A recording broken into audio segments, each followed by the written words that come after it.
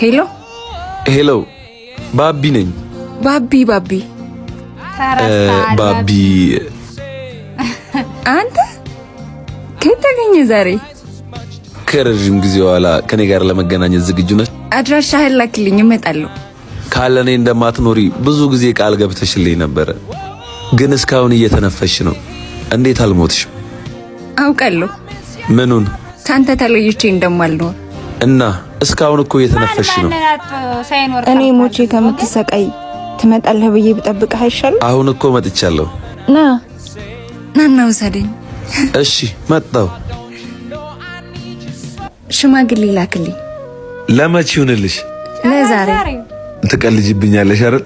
አዋ ፈታ ላርግህ ብዬ እኮ ነው። ደብሮሃል? እስከ መች ነው በእኔ ህይወት የምትቀልጂው? ምን ማለት ነው? እኔ ግን እየፈራሁ ነው። ለምኑ?